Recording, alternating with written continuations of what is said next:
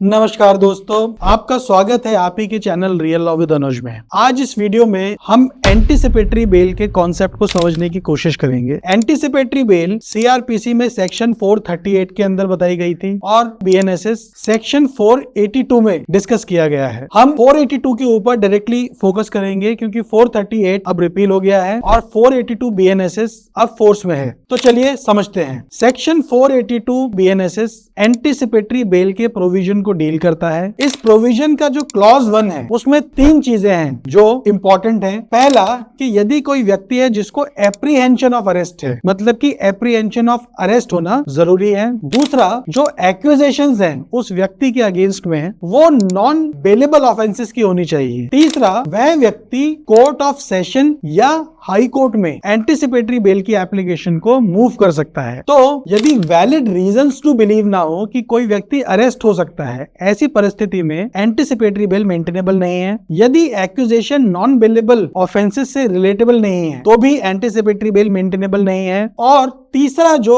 Ingredient है इस section का वो बात करता है concurrent jurisdiction of session court and high court के बारे में। मतलब कि यदि कोई व्यक्ति अरेस्ट को एप्रीहेंड करता है तो वह डायरेक्टली सेशन कोर्ट में या हाई कोर्ट में अपनी बेल एप्लीकेशन को फाइल कर सकता है। एंटीसिपेटरी बेल होती है प्री अरेस्ट बेल, यानी कि अरेस्ट होने से पहले ही जमानत मिल जाना। हालांकि जो लेजिस्लेचर है, जो हमारी सरकार है, उसने डिस्क्रिशन इंडिविजुअल व्यक्ति के ऊपर छोड़ी है कि वह सेशन कोर्ट में एप्लीकेशन फाइल करना चाहता है या हाई कोर्ट में अपनी एंटीसिपेटरी बेल को मूव करना चाहता है। लेकिन as a matter of proprietary high court की काफी जजमेंट्स हैं जिन्होंने ऑब्जर्व किया कि पहले सेशन में बेल एप्लीकेशन को मूव करना जरूरी है और यदि सेशन डिसमिस कर देता है एंटीसिपेटरी बेल, उस परिस्थिति में व्यक्ति हाई कोर्ट में आए। इस जजमेंट में सुप्रीम कोर्ट ने डायरेक्टली हाई कोर्ट में एंटीसिपेटरी बेल मूव करने के प्रोसेस को वैलिड ठहराया। तो यदि हाई कोर्ट या सेशन कोर्ट एंटीसिपेटरी बेल की जो प्ली है उसको अलाउ कर देते हैं तो क्लॉज 2 के अंदर कुछ कंडीशंस हैं। वह उन कंडीशंस को अक्यूज्ड व्यक्ति जो है उसके ऊपर लगा सकते हैं, जैसे कि वह कंट्री को बिना परमिशन के छोड़कर नहीं जाएगा और जो विटनेसेस हैं, एविडेंस है, उनके साथ टेम्पर नहीं करेगा, वह इन्वेस्टिगेशन में कोऑपरेट करेगा और भागेगा नहीं। ऐसी कंडीशंस को कोर्ट व्यक्ति के ऊपर लगा सकता है। सेक्शन 482 बीएनएस का क्लॉज 3 हमें बताता है कि यदि पुलिस ऑफिसर ऐसे व्यक्ति को अरेस्ट कर लेते हैं जिसमें